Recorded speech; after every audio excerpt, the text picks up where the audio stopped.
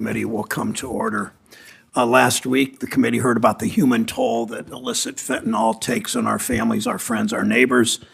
Witnesses stressed the need to come together to take action to stop the flow of illicit fentanyl from China and Mexico. This committee, the entire Senate, did just that last year when Senator Scott's and my bill included the Fentanyl Act. We were successful together in making it a part of the annual defense authorization bill. It hasn't become law yet, even though it passed the Senate, the bill with our amendment in it passed the Senate, I believe, with 90 or 91 votes, because politicians in the House, extremists in the House, have played politics and kept it out of the NDAA. Fentanyl Act was not the only committee priority that the House blocked last year. They blocked two other important national security amendments in NDAA, both of which received more than 90 votes in the Senate. 91 senators voted in favor of an amendment offered by our colleagues, Senator Tester, thank you, and Senator Rounds, whom I saw earlier this morning, to prevent big investors in China from buying up American farmland and food businesses, clearly in our national security interest. We can't allow foreign adversaries to buy up farmland in Ohio and around the country. It's a threat to our national security. It's a threat to rural economies and our way of life.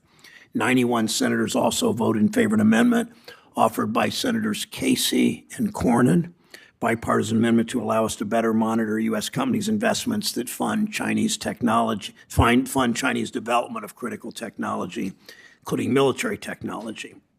All three of these provisions have broad support, from Heritage Action to the Coalition for a Prosperous America.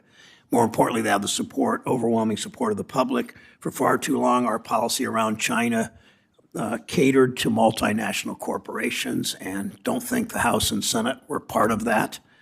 They failed that policy, failed states like Ohio. In this committee, we worked to change that. We found common ground. It's why all three of these bills remain top priorities in this committee. I'm committed to working with colleagues to make these provisions law. Of course, the threats posed by China are many and varied and growing. Our work to address national security risk posed by the Chinese government should not end with those three provisions. We agree that China poses a real and growing threat to our national security. Perhaps nowhere is that risk more acute than with the development of advanced technology. China's used advanced technology, much of it stolen from the U.S., some of it sent there through corporate outsourcing, to ramp up its military modernization and build a mass surveillance state that commits deplorable human rights violations, including the detention of millions of Uyghurs in Xinjiang. Addressing these threats from the Chinese government, improving our domestic capability to compete with China, have been a top priority of this committee. 5 years ago, we updated the laws that govern our export control and inbound investment screening programs. Now we must assess whether our current authorities and the resources we commit to them match the threat we face. Export controls can be used to deny China and others access to U.S. technology that they could use to undermine our national security. We've made export controls a central feature of our national security and our foreign policy. In addition to assembling a global export control coalition in response to Russia's war against Ukraine, the administration's added hundreds of China-based entities to restricted trade list. It imposed countrywide controls that restrict China's access to advanced semiconductors and tools and equipment needed to produce them. It ramped up enforcement efforts to safeguard our most sensitive technologies. But as Commerce Secretary Raimondo noted, the export control budget of the Bureau of Industry and Security is roughly the same as it was a decade ago, despite its ever-increasing workload. If we agree that export controls are critical to our national security, I think we all do, then that isn't good enough. We need a China policy for the world we live in today. We must prepare for what could come tomorrow. It means we must upgrade our economic security authorities and resources, accelerate efforts to persuade other countries to join us, and enhance our analytical capabilities so that we can better understand the effects that our economic security tools have on China, on U.S. companies, on companies in partner countries. We'll discuss today with our three witnesses how we should rethink and reorient how economic security programs are implemented to address the full range of risks posed by China. We'll examine how we can strengthen these authorities and resources to build a stronger, more responsive economic security policy. Our country's policies regarding China have failed for too long, and they've been written. I mean, historically, we know this. They've been written aided and abetted by the Senate and the House and presidents of both parties who sold out American workers, pure and simple, to increase the profits of multinational corporations, always, always, always looking for cheap labor, not to benefit our national security, not to benefit American workers. This is on everyone that participated in this. We know that when companies outsource jobs, they outsource innovation, they outsource technological capabilities along with them. We live with consequences. Look at the solar industry, look at semiconductors. We can't allow China to continue to use that technology. In many cases, they stole it to enhance its military capabilities. We can agree that China is a real growing threat. Countering that threat and updating the failed policies of the past will continue to be a bipartisan focus of this committee. I thank Senator Scott for that, and I know it will continue. Tim. Thank you, Mr. Chairman. Good morning to the witnesses. Thank you for being here as well. Thank you, Mr. Chairman, for this opportunity to talk about such an important topic. But before turning to this hearing, I'd like to take a moment and draw attention to the recent Iran-backed strikes in Iraq. Anytime American lives are put at risk, whether it's from Iran or their terror proxies like Hamas, we need to have a strong response. And that starts with this chamber passing my Revoke Iranian Funding Act. Every dollar that goes to Iran from this administration's actions is a dollar that supports terror. Thank you. America is the land of opportunity and freedom, the opportunity to innovate, produce, and execute on individual ideas. These principles are what drives our strides in technological innovation and our emphasis on entrepreneurship.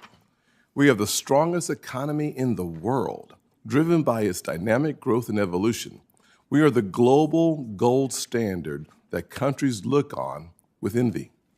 However, American exceptionalism is under attack from a country that doesn't want to play by the rules. That country is obviously China. To make sure our success does not become the victory of others, the United States government must act strategically and with strength in protecting opportunities for growth at home and abroad.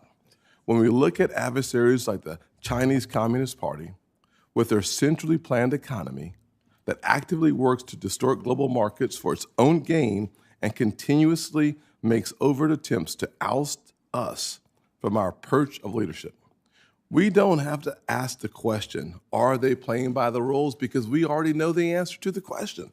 And the answer is emphatically no. But China's approach, with their controlled markets, government interventions, and intellectual property theft, is shackled to the openness of others. So we must act strategically to ensure that we are safeguarding America's treasure, our ability to innovate.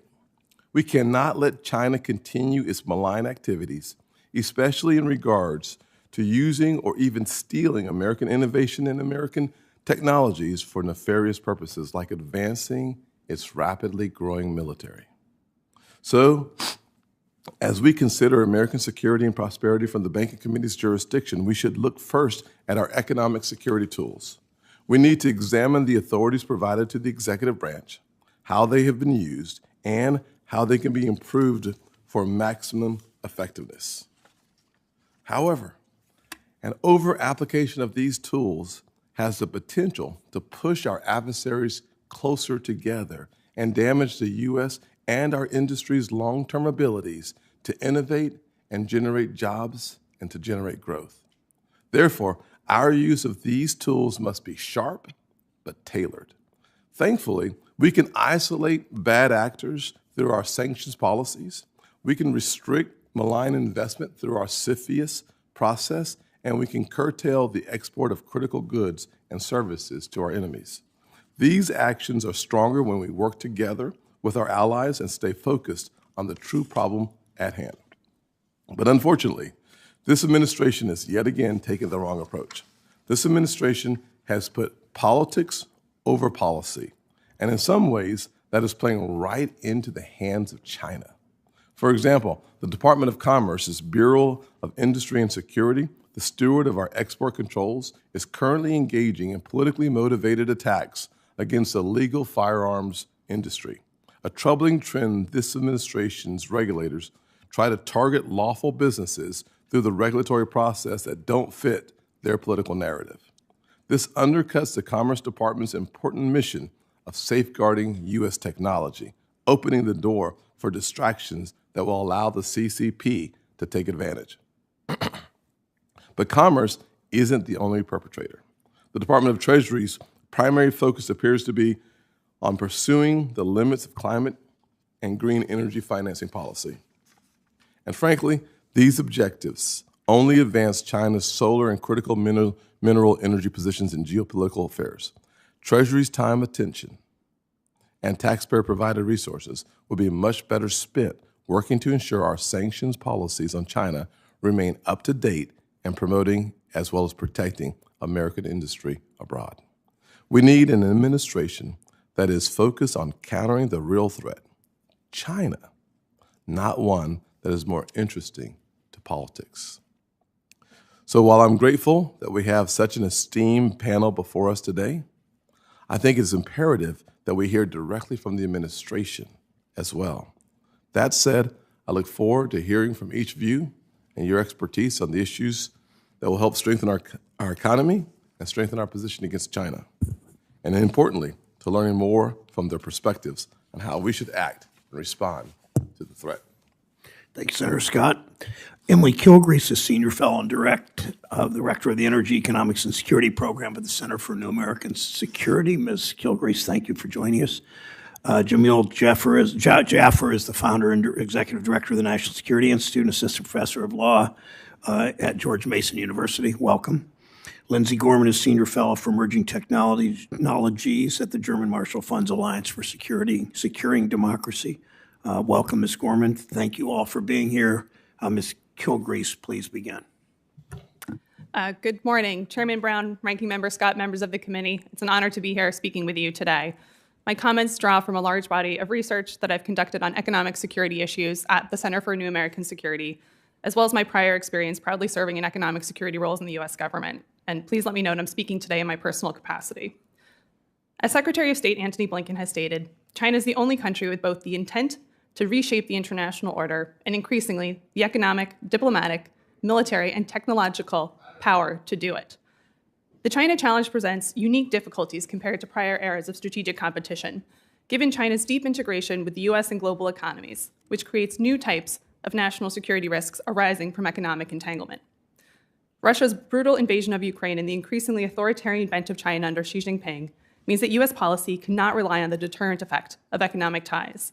It must instead focus on mitigating the national security risks arising from the economic relationship, prevent China from exploiting the open nature of the U.S. market, and anticipate future risks that may emerge due to the rapid global advance of critical technologies. These are formidable challenges and will require the government to prioritize economic security programs. And as Congress considers ways to strengthen the capacity of U.S. economic security programs, key themes emerge across all of the programs related to strategy, evaluation, resources, and international partnerships.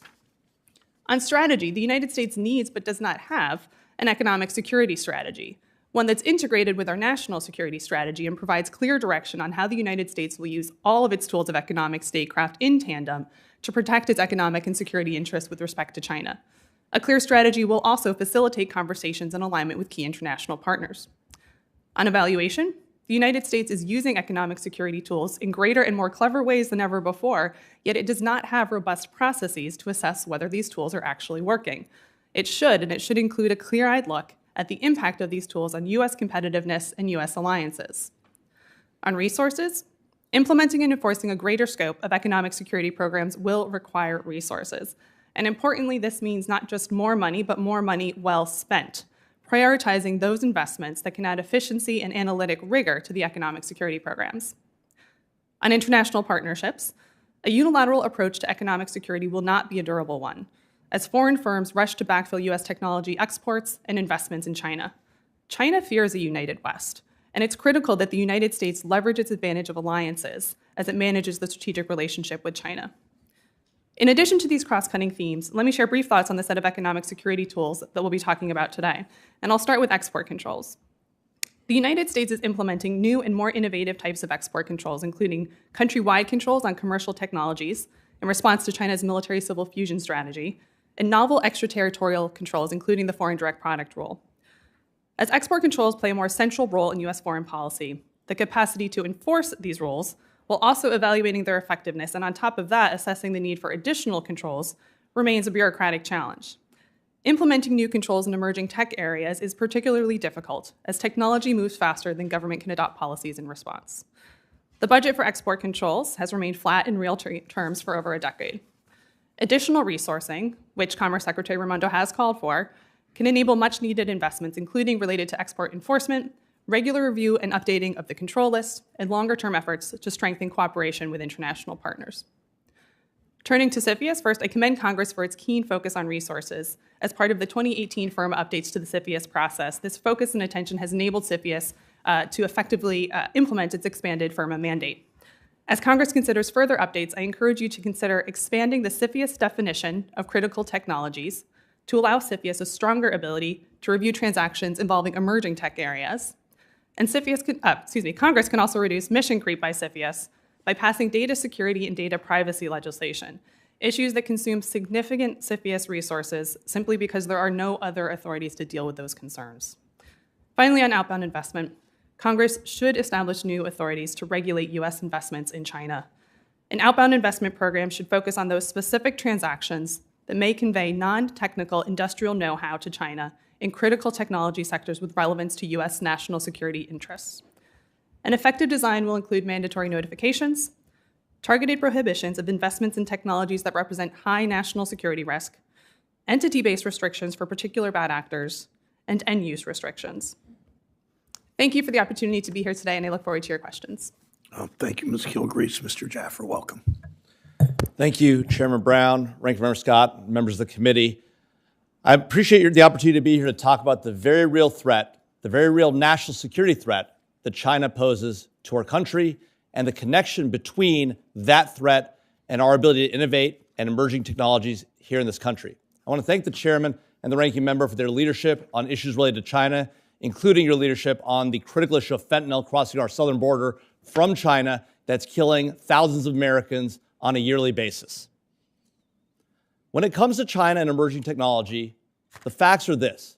China has built its economy on stealing American and allied intellectual property. Millions and billions of dollars in total of American research and development dollars walk out the back door to China every year. That research and development money is critically important to our ability to ultimately succeed in the larger economic, political, and military conflict with China. We won't win on steel. We won't win on population. We will only win if we out-innovate China and outwork China. We can and will and have done this in the past, and we can and will do it again. But it requires significant action. It requires preventing American companies from transferring significant amounts of American technology to China inadvertently, whether through theft, forced IP transfers, joint ventures, or the like. The Chinese know how to manipulate our desire to access their markets in order to get our intellectual property. They have done it before. They will do it again. We need to work tightly with industry to ensure that doesn't happen. At the same time, we need to build capability in this country. That means providing the kind of tax and economic incentives to our companies to build and innovate here and to keep that intellectual property here in this country. It also means doing no harm. It means avoiding overregulation. It means avoiding selective enforcement of existing laws or modifying existing law to target our key most innovative companies in this country. 70% of research and development dollars in this country are spent by the private sector. 7 of the top 10 R&D spenders in this country are technology companies, including every single one of the top 5. Going after our technology companies in an environment of competition with China makes little to no sense. At the same time, we need to ensure that we are incentivizing Americans, American companies, American entrepreneurs, and investors to invest here. That means ensuring that we have the right structures and regulatory procedures in place to ensure that investments are free, open, and fair. That also means that we need to work with our investors to ensure that they do the right thing as well. There is no good reason why American investors should be investing in our adversaries' technology. They should be investing in American technology. We can incentivize that, and they have a benefit too. Our capital allocators in this economy benefit from living in a free and open society. They benefit from an economic tax system that is the one that this country built. As a result, they should already be incentivized to voluntarily work to invest in American technology, American defense technology, and not in that of the Chinese, the Russians, the Iranians, the North Koreans. Ranking Member Scott mentioned what's going on today in the Red Sea with the Houthis. He mentioned the ongoing attacks by Iran against Americans in Iraq and Syria. We must realize that the war in Ukraine, the potential threats against Taiwan, and Iran's bad behavior in the Middle East are not unconnected. China is working directly with Russia on its war in Ukraine. It is working directly with Iran on the provision of missile technology. It is working with North Korea on its nuclear program. China is at the heart of all of this. As a result, it is imperative that in this country, we work tightly, hand in glove, industry with government, bringing the right incentives, the right opportunities, preventing overregulation, ensuring that we work collaboratively to move this country forward. One last note. It's critical that we build a STEM-capable workforce in this country. That means investing in education and basic science research. It also means fundamentally fixing our broken immigration system. The idea that we bring thousands of foreigners to this country every year, the most brilliant in the world, to be educated and receive PhDs in our universities, and then force them to return home to build their companies and invest abroad is ridiculous. The idea that we have a system based on a lottery is crazy. We should pick the best of the brightest of the world and incentivize them to stay here and become part of the American dream. That is what America always has been. It's what we should be in the future. It is how we will ultimately beat China economically, militarily, and politically. Thank you for the opportunity to be here today. I look forward to your questions. Thank you, Mr. Jaffer. Ms. Gorman, welcome. Chairman Brown, Ranking Member Scott, and members of the committee, thank you for the opportunity to testify before you today. I come at this issue as a researcher leading a team focused on technology and geopolitics at the German Marshall Fund, as a former policy professional developing allied technology cooperation initiatives, and in a past life as a scientist in the lab conducting quantum physics experiments and building artificial intelligence systems. I speak here today in my personal capacity. The United States has spent decades investing in, inventing, and reinventing new modes of warfare, modernizing our military in response to new adversary capabilities and threats. In the 1950s, the Pentagon's first offset strategy emphasized building up the U.S. nuclear arsenal to offset perceived conventional force disadvantages vis-a-vis the Soviet Union. When the USSR gained nuclear parity in the late 1970s and early 80s, the second offset strategy bet on precision strike and stealth technologies. Recently, a third offset strategy sought to reestablish flagging U.S. military technological superiority. Today, the United States' strongest autocratic rival uses tactics in economic, technological, and societal realms that a defense-first national security apparatus was not designed to counter. In the PRC, we face a competitor who wields its own economic power to coerce nations, businesses, and individuals to achieve its technology and national security objectives. This multi-sectoral competition has strained the post-Cold War view of international relations, in which more economic engagement has implied greater political, even democratic proximity. Much as we have in the past, the United States today must reorient and invest in new capabilities and tools to meet this threat. A key element of this effort is building out a doctrine, toolkit, and alliances for techno-economic statecraft. Some of these tools already exist, but many were designed for a different era, when their remit was far simpler in terms of ensuring that technology items with dual-use capability, those that could be used for both military and particular weapons of mass destruction and civilian uses, were used for the latter and not the former in countries of concern. These dual-use applications often had clear signatures, uranium enrichment thresholds, for example, signifying use for civilian nuclear power or as weapons-grade nuclear fuel. These modes are outdated and unfit for our modern challenges for three reasons. First, straightforward distinctions and thresholds between military and civilian applications of emerging technologies rarely exist. The same quantum computer that could revolutionize scientific discovery could break the encryption that secures our communications with submarines. The same synthetic biology processes that could engineer novel cancer therapies could also engineer pandemic pathogens. And the same computing capacity that fuels large language models can fuel drone swarms and mass surveillance. Second, the PRC's strategy of civil-military fusion further blurs these lines, making it difficult to have any confidence that any civilian use will stay a civilian use. And third, many of today's national security technology risks simply fall outside the military domain, such as human rights abuses, the promotion of autocratic values and standards in emerging technologies, and strategic dependencies in critical supply chains. Outpacing China no longer simply means outrunning the PRC, but also impeding its capabilities in key force multiplier technologies. This will require the United States and its allies to control capabilities, not only technologies. In my written testimony, I discussed the inputs and considerations for controls in AI, biotechnology, and quantum information, and provide recommendations along 3 lines. First, significantly expand US and allied analytical capacity, including by establishing a National Technology Competitiveness Analysis Center. Second, leverage cutting-edge technologies to track control evaluations and evasions and bolster enforcement, from knowledge graphs and link chart analyses to databases of Chinese entities and partnerships. And third, build capacity among US allies and partners on novel techno-economic statecraft tools and approaches, modeled off FIRMA's CFIUS expansion. Thank you, and I look forward to your questions. Thank you, Ms. Gorman. Start with just an observation before I turn to Ms. Kilcrease for a question. Mr. Jaffer said that essentially that we need to incent U.S. corporations not to invest in China. These are the same corporations that lobbied this Congress 25 and 30 years ago very successfully, because many of my colleagues like to be at the beck and call of corporate interests because labor was too expensive in the United States, even too expensive in the non-union South, and lobbied for first most favored nation status.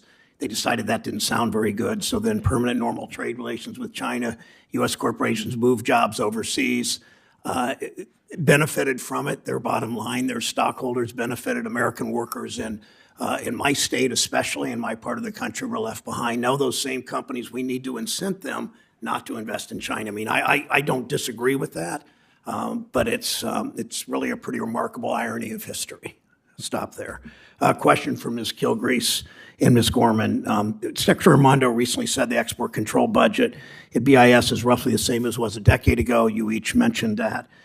From responding to China's, with an increasing workload, responding to Russia's invasion of Ukraine, to new countrywide controls on chip exports. Both of you, quickly, if you can, 2 questions. Can you each describe what resources, technology, information, personnel Congress should provide to BIS to meet its growing export control mission? What are the negative implications of not increasing funding? Start with you, Ms. Kilcrease, and you, Ms. Gorman. Thank you for the question. It's an incredibly important one, and I'll quickly go through what could be a long laundry list on that. But there's a range of needs in the Department of Commerce, as well as the other export control agencies. It's not just Commerce that has responsibility for implementing these. The bread and butter functions of license applications and export control enforcement absolutely need additional funding. But one thing I talk a lot about in my written statement is that we need to be spending these new resources wisely. We need to be really investing in the evaluation and analytic capabilities so that the Department of Commerce is not just relying on industry input, but has access to a wide range of unbiased information as it's building up its capacity to evaluate and assess whether controls are actually working in practice. We don't have that capacity. We need that capacity, and it needs to be an unbiased kind of independent analytic capability. We need to invest in the international engagement function so we're not implementing controls unilaterally, and we can really put in the political elbow grease to make sure we get partners and allies on board. And we need to be examining new ways of doing technical export control enforcement. I'll flag some work that my colleague Tim Fist has done looking at, for example, on-chip governance. It's a way to do smarter enforcement, not just more enforcement. I fear if we don't make these sorts of investments, the export control system will continue to be outdated, it'll continue to be stuck in kind of a Cold War mentality, and it will continue to fail to capture the emerging technologies that are really at the center of the US-China competition. Thank you, Ms. Gorman. Yes, I very much agree with Ms. Kilcrease's response, and would add that on the analytical capacity, part of what we're talking about is we do not have the tools to understand the downstream economic impacts to the United States businesses and to China's own capacity development if we restrict certain critical technologies today. We need to be making these decisions based on red team, blue team analyses, forecasting that projects 5, 10, 20 years into the future, so that it's not about just slapping a control on one tiny bit of technology, but really trying to limit the capabilities of China into the future, and we're making smart investments in those controls. This is what this kind of analytical center should do. We shouldn't be leaving it to companies, even to researchers, to members of Congress. We need the best information available. That also includes robust databases that can draw information from all sources, from Chinese financial sources, that can track when Chinese entities pop up that are subsidiaries. They have a strategy now. Once they get put on an export control list, we see 5 new companies of a similar name popping up doing similar things. We need to be better at automatically adding those entities into our control lists and creating databases and leveraging tools like AI and data science to be tracking those networks of smuggling, sanctions evasion, and these creative ways that China can circumvent our export controls. And then lastly, on the multilateral cooperation. Yes. Got it? Okay. All right, thank you. The other question I want for you, Ms. Kilcrease, I wanted to ask you about the Casey Cornyn issue of outbound investment. Describe the regulatory gap that Outbound Investment Authority would fill, and if you can, as quickly as possible, why is it important for Congress to enact outbound investment legislation if an executive order already exists? Yeah, so I think there's a growing body of evidence that certain U.S. investments in China do present national security risks, and there's a gap in the authorities to address these. The most common tool that people will raise is that of export controls, which regulates the transfer of technologies to China and other destinations.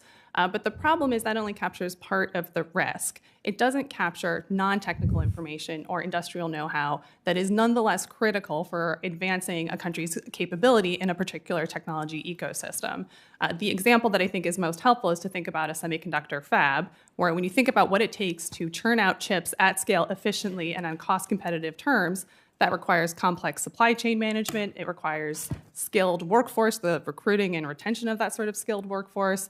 It includes commercial strategies that can survive in a cutthroat environment. None of that is suitable to be captured under export controls, but it is, again, nonetheless critical for how China will build its capacity, and it's this exact sort of know-how that flows along with an investment, and we don't have a tool to capture that currently.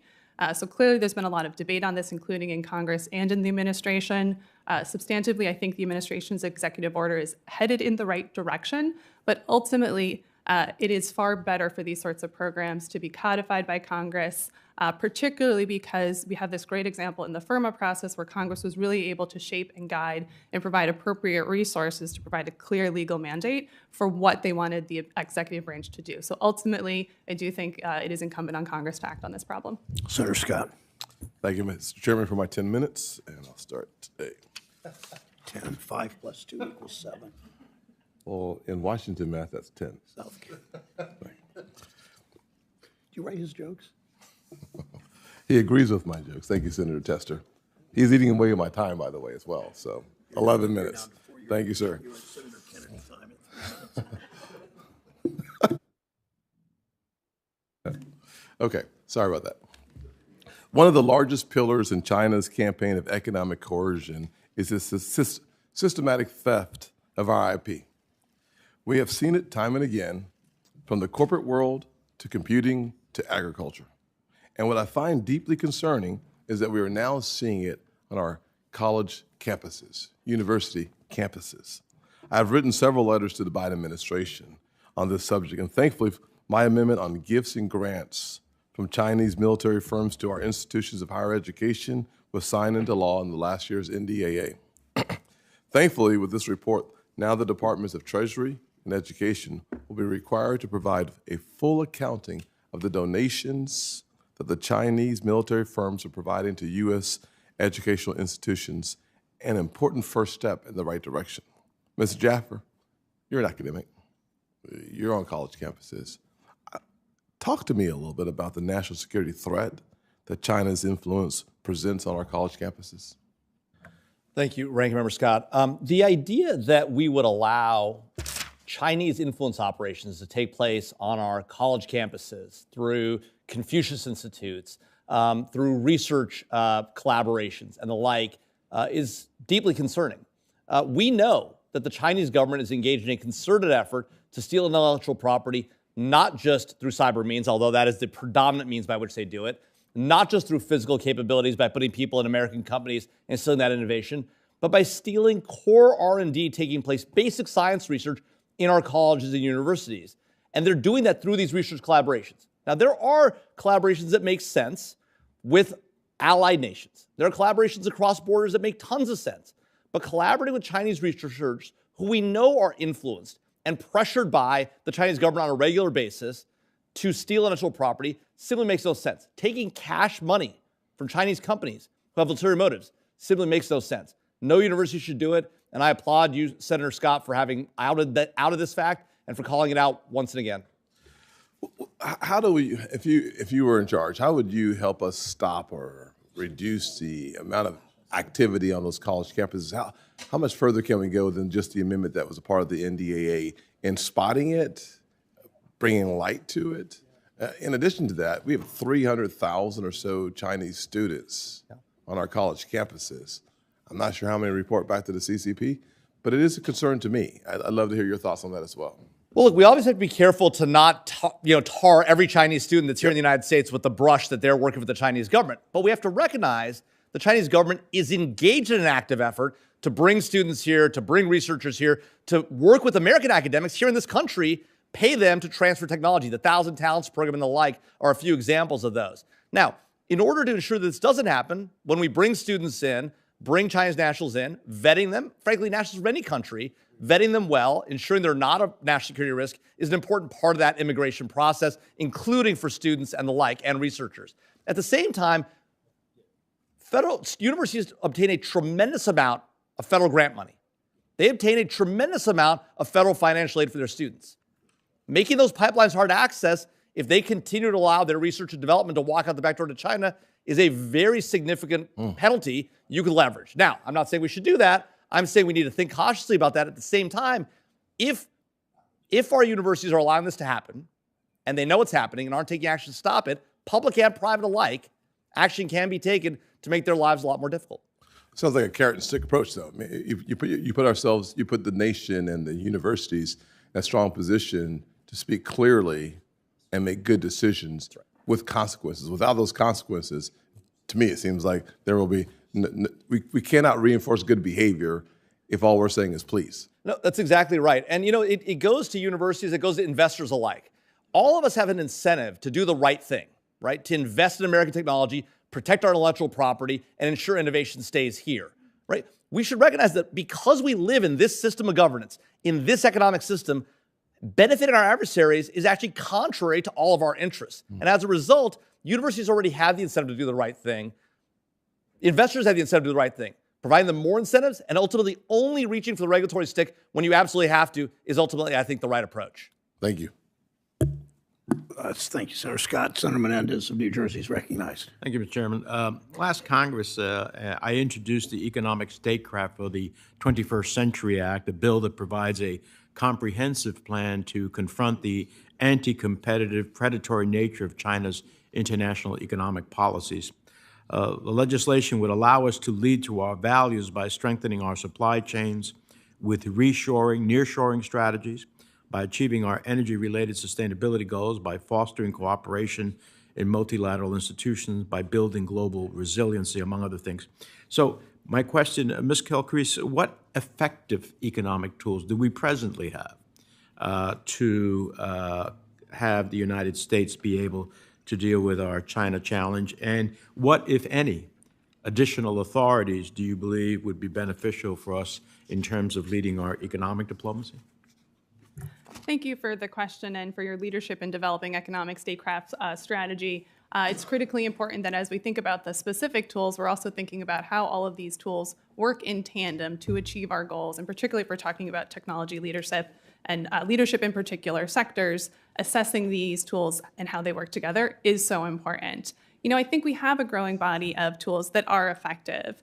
Some of our export controls, our investment screening, these are mature processes where there's always room for improvement, but we have well-established frameworks. We also have robust industrial policy at this point in the U.S. where we're really trying to implement the run faster part of the agenda, trying to invest in our R&D capabilities and strengthen our STEM capabilities as well. Ultimately, these are all the sorts of efforts that need to move forward in tandem. But that doesn't mean that our work is done, of course, right? We're talking today about outbound investment as one of the key ways to protect our economic security interest. We should also be having a conversation around tariff restructuring and how that could potentially be used in some cases to protect against Chinese unfair trade practices. That requires deep analysis, economic analysis of downstream impacts, but it is one of the areas where we do have a gap and we need to consider, again, whether that sort of approach would advance our interests. Thank you. I want to talk about our lack of outbound investment oversight in sensitive industries that has the potential to harm our national security and hamper the competitiveness of U.S. industry because of the technical prowess, capital, and the unique know-how that access to the U.S. capital markets provide. President Biden's executive order in August is a good start, but I fear it may be too limited. Ms. Gorman, is the order broad enough to prevent U.S. capital and expertise from financing the wide range of critical sectors that undermine U.S. national security? Thank you for the question. I think the order itself, which focuses on AI, semiconductors, and quantum information system exclusively, I think can be seen, as you rightly point out, as a good start. We may in the future want to look at similar outbound investments on other critical and emerging technology areas. But this depends on where we have strategic advantages and also can mirror our other approaches to controlling technology outflows. We shouldn't be allowing investors to invest in entities that we've determined we shouldn't be selling those critical technologies to. But I think the outbound order is taking actually somewhat of a targeted approach, though when it comes to AI, that's going to be one of the hardest issues to get right in terms of how broad do we think about what AI is, what's a military use, what's civilian use. These are not easy questions, but I think it's a good start. Well, with intellectual property theft, which remains an acute challenge in our dealings with China, and the theft of intellectual property related to cutting-edge technologies that could seriously degrade our national security and economic competitiveness, I wonder what can we do to expand on the President's order and make outbound investment review a more effective tool for limiting the theft of high-tech secrets that are critical to national security? It's a good question. I think we can try to tie in some strings to our investments. I think expanding our enforcement capabilities. The DOJ has certainly prioritized the intellectual property theft from China challenge. We need more aggressive enforcement there, and to be sure that we're not giving away the crown jewels of our technology through investments, through that transfer of know-how. And I think there's a piece of this too that involves communicating to our investors what our priorities are, incentivizing them to make investments in allied partner nations, not only China, and raising awareness from them themselves on what we're really trying to guard against. Thank you. Mr. Jaffer, it's good to see you. Mr. Jaffer was the chief counsel for the Republicans on the Senate Foreign Relations Committee, and good to see you here. Thank you, Mr. Chairman. Thank you, Senator Menendez. Thank you, Senator Menendez. Senator Tillis is recognized from North Carolina. Thank you, Mr. Chairman. Thank you all for being here. Mr. Jaffer, I'm going to submit a couple of questions for the record, but I've tried to explain to people, as late as last night, I had a telephone town hall. People were concerned about China and Chinese investment in the United States. And I tried to explain that some of that is not bad. It's a matter of where they're investing. But what I also tried to explain is how investment in China, not all investment in China is bad. For example, my favorite photo is a little girl wearing a Wonder Woman outfit with a Captain America shield, and she's Chinese. She's at a Disney park in China. Boy, I want as much Chinese investment as we can to export our culture to China to let the Chinese people see what's possible in the free world. So how do we strike that balance and not make it untenable for American businesses to see a market of middle-class Chinese, which is probably shrinking, given some of the reducing in size, but it's still about twice our population. How do we strike the balance as a matter of public policy? Yeah, it's a great question, Senator Tillis. And, it seems sort of obvious, but, investing in a T-shirt factory in China is fundamentally different than investing in a semiconductor fab. Transferring technology for, manufacturing that happens at scale of non-technological capabilities is different than transferring manufacturing know-how for critical minerals or processing for critical minerals. And so there's a common sense element to the way our investors and our investment community ought to think about investment and business in China. We all made the mistake in the 90s thinking that China being brought into the world, into the It's going to world move system towards a democratic free market framework that never occurred. We all bought into that, right? From President Clinton to Republicans in Congress, and we were wrong. China's exploited its entrance to that system. It's taken advantage of it. It's playing unfair ball, and now it's using that repression that it imposes upon its own people and using the free market system to export that repression abroad. And I'm wondering, I think more broadly, because what we're really talking about here is making sure that China's not successful being the military and economic superpower by 2050. And it seems like if we're really going to talk about that, obviously we have to incent research and development. We have to make sure that the United States remains the innovator that it is today. We have to protect our intellectual property. We have to do everything we can. But it seems like we need to fight on several different levels. It seems to me that the Belt and Road Initiative, you got some buyer's remorse there, but we really have no alternative.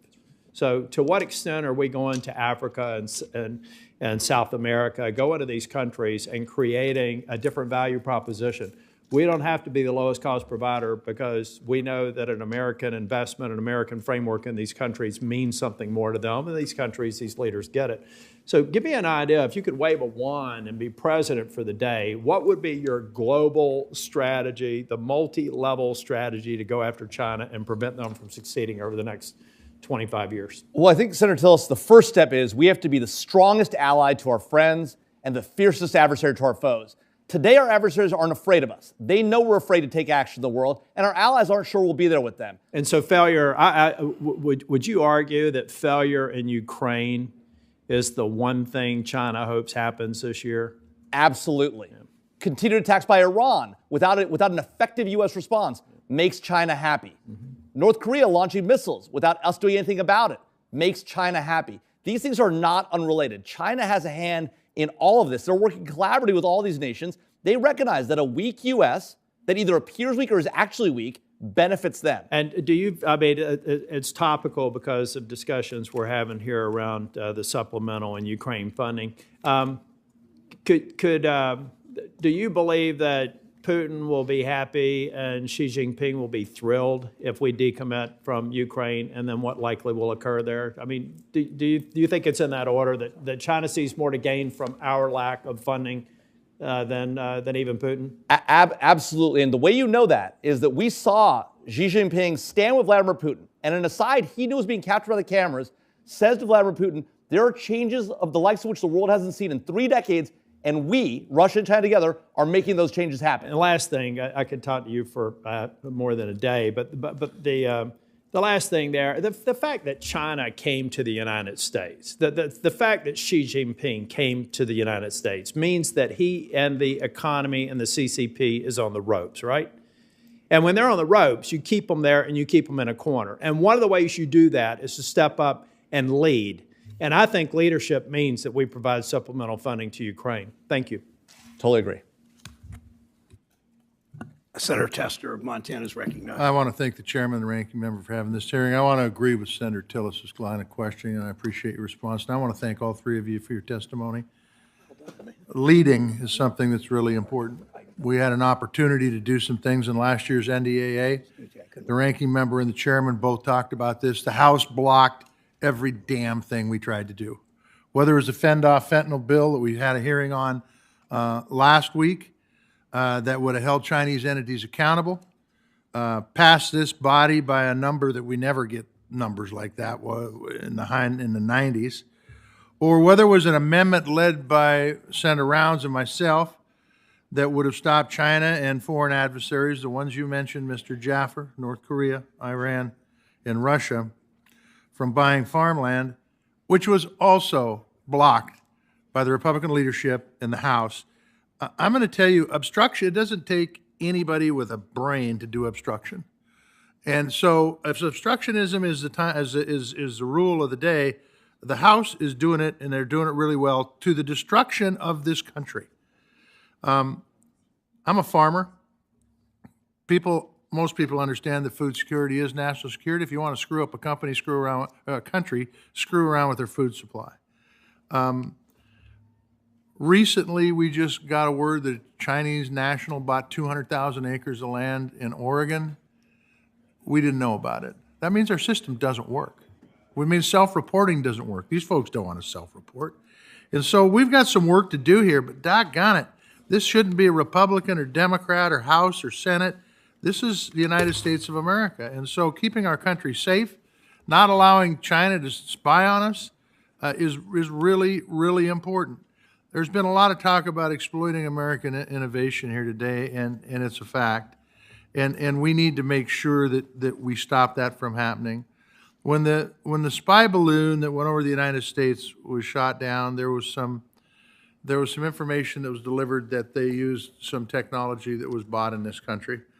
I could ask all three of this, but I'm going to ask Mr. Jaffer. Some of this stuff is pretty simple. Some of it was more complicated than simple. Is there any way to stop this kind of stuff from happening? Is there anything we could do? And after he gets done, if you other two would like to respond, you can. Well, Senator Tester, there is a spot of hope in the House.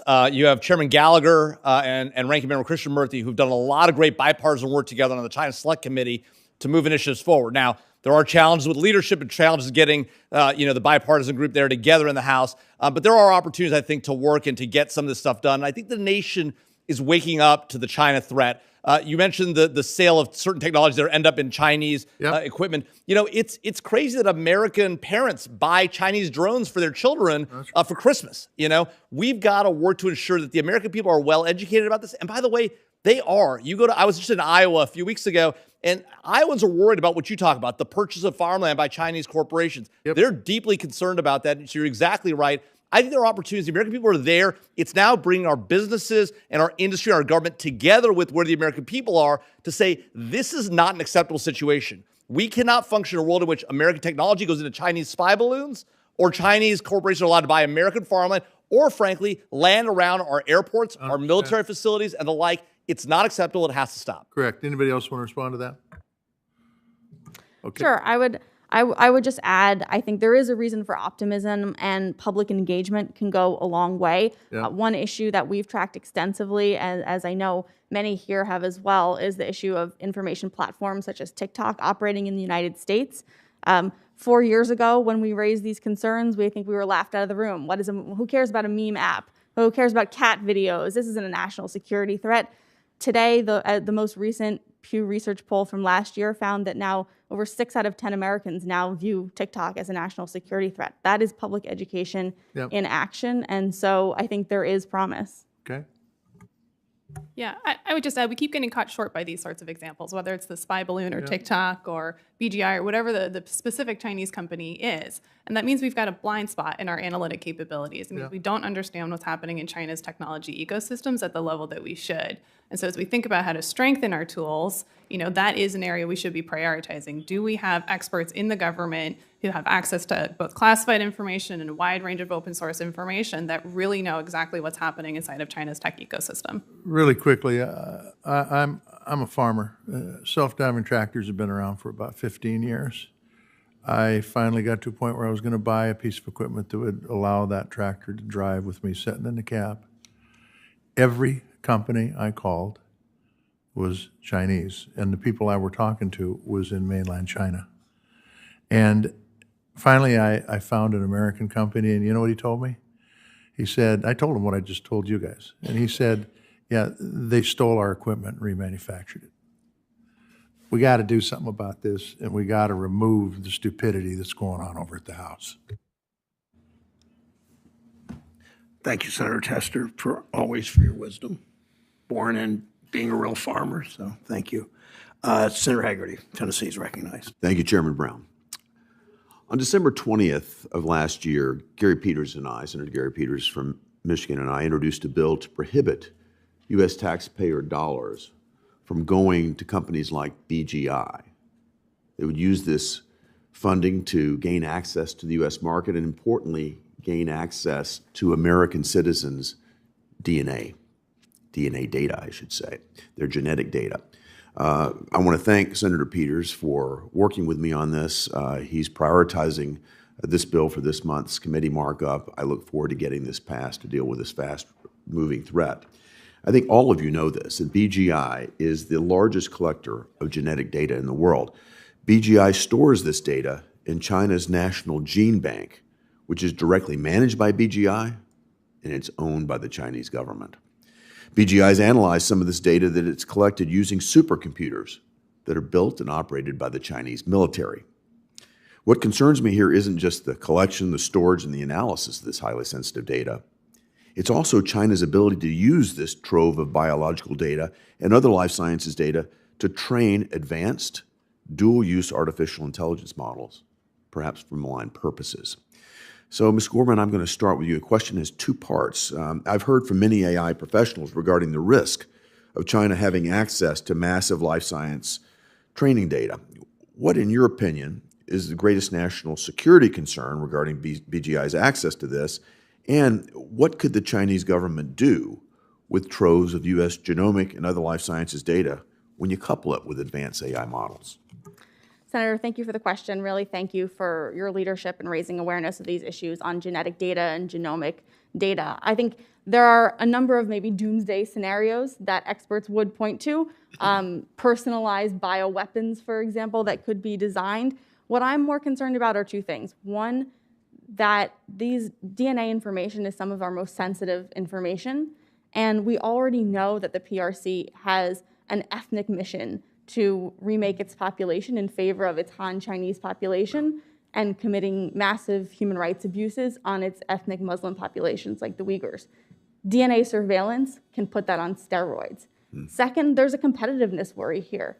These technologies are the future. Personalized medicine, individualized medicine combining biotechnology and artificial intelligence, these are where our future therapies are going to come from, and I don't want them to come exclusively from China. So I worry that they're amassing these databases, and because we won't collect DNA on our own citizens, and nor should we might fall behind. This is to any of you that want to respond to this, but what do you think Congress should do to prevent China from gaining access to this type of life sciences data that could be used to train dual-use AI models?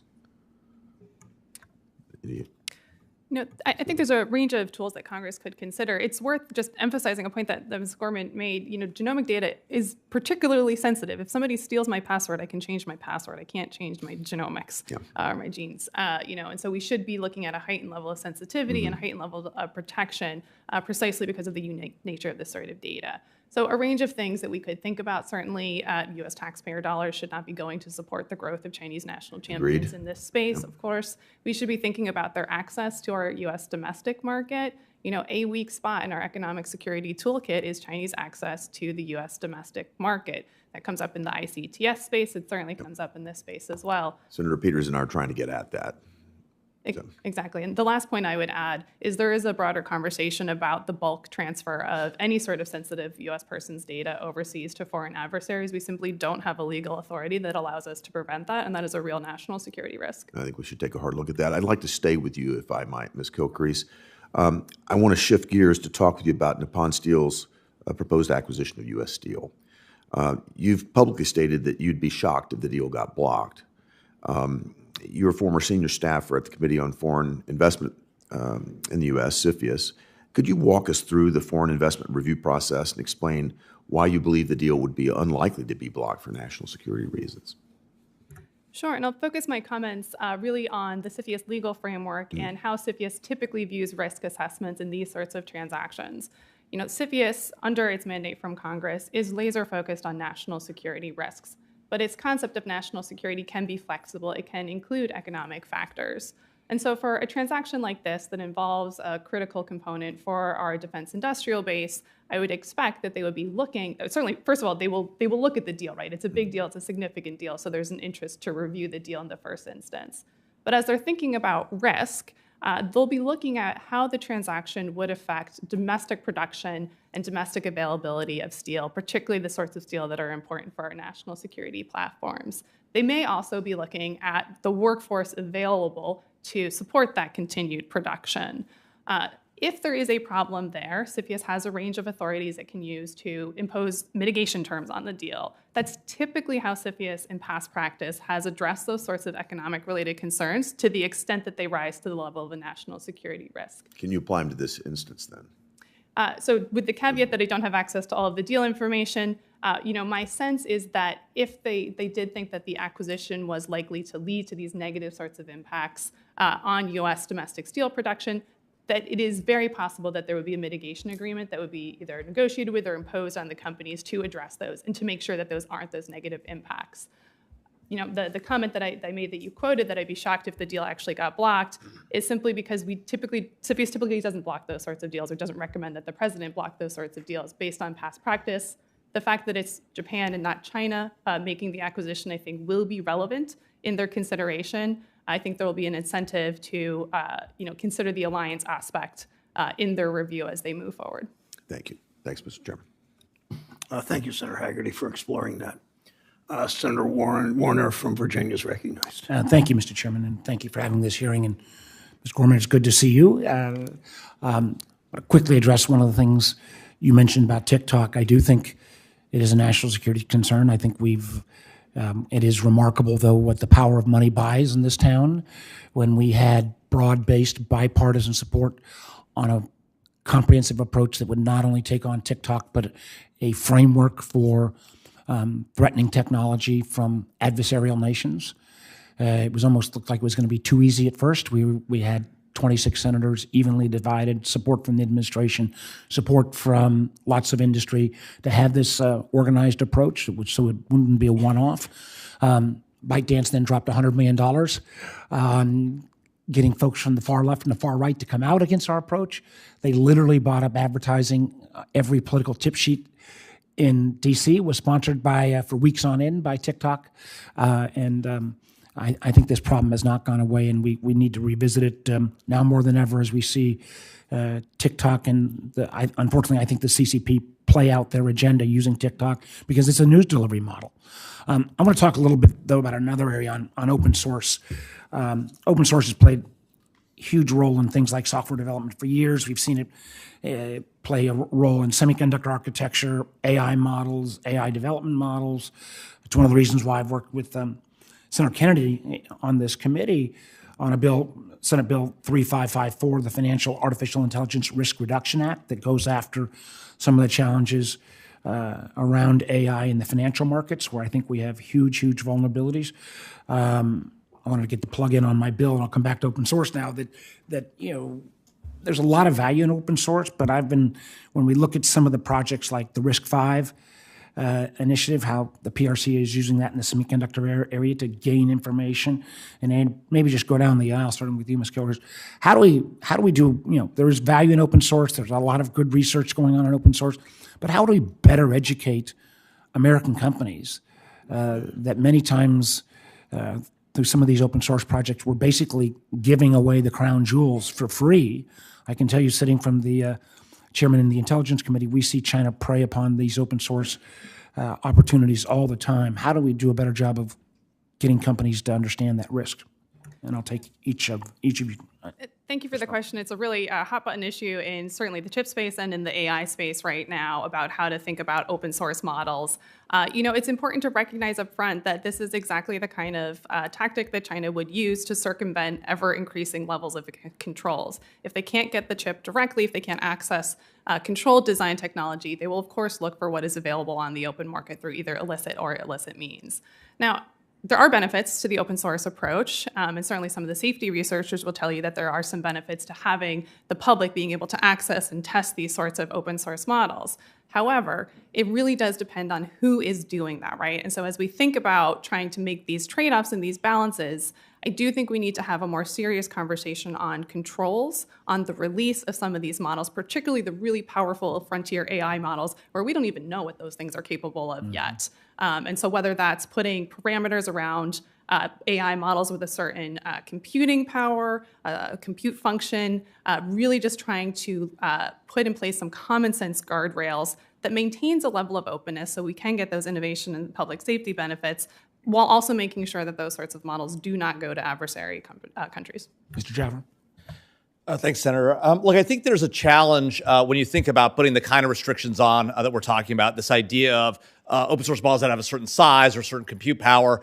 We don't know what those technologies can do, but we also don't know the benefits they can offer us. So I think artificially limiting those ahead of time could be a mistake. I think the right approach instead is to take a more comprehensive look across the board and realize that our system benefits from having both open source capabilities out there as well as private proprietary software, and that we work best in an environment where both operate in parallel and there are open source capabilities that are out there.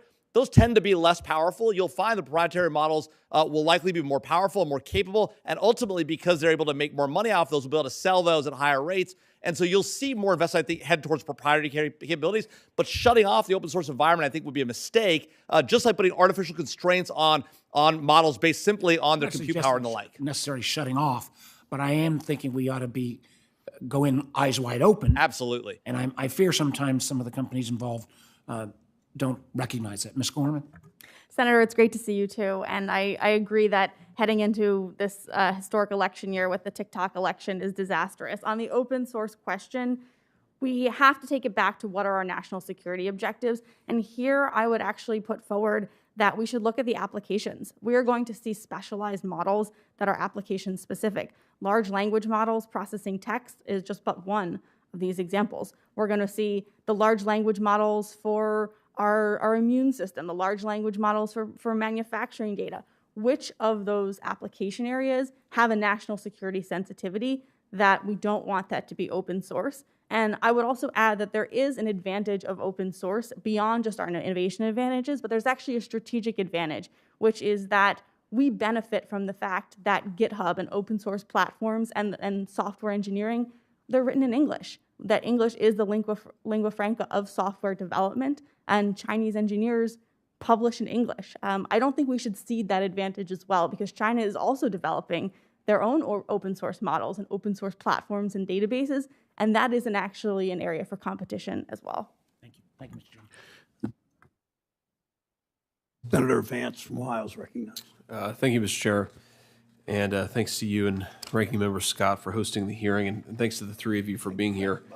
I want to direct my questioning to Ms. Kilcrease. In particular, I want to ask you about a live situation, the Nippon Steel acquisition of U.S. Steel, and something that I know a number of my colleagues from both sides of the aisle have expressed some concern about, and I've shared in those concerns. In fact, I wrote a letter months ago worried that the U.S. Steel board would entertain foreign bids, even though I think it's a bad idea for a host of reasons we can get into. But one of my concerns here is that the interest of foreign bidders in U.S. Steel is not primarily about greenfielding investment into the United States of America. They're not expanding steel production domestically, and they're not necessarily doing it because they have better access to capital. They're doing it primarily as a sort of tariff arbitrage. They're effectively buying access to the domestic markets in a tariff-free way. And I think that in a world where, first of all, we're talking about one of the most protected industries, steel, in the world, pretty much every country that has a steel industry has significant protections placed on it. And we've learned the hard way over the last couple of years that America's capacity for manufacturing in some of the most critical weapons and other things is actually pretty lackluster given our needs. I worry about what this means for our country. And I just wanted to ask, this question. So, am I right, Ms. Kilcrease, that the only real tool or the only real organization that could review this transaction would be CFIUS? That's right. CFIUS is the one that would review this foreign investment consistent with its national security mandate. There may be antitrust as well, but it's basically CFIUS at this point. And we're expecting a CFIUS review on this particular transaction, correct? We are, and there's been public statements to that effect, yes. Got it. Yep. So here's my question. CFIUS is primarily or maybe exclusively a national security standard that it applies to reviewing these transactions. Can CFIUS consider public interest concerns as part of its review?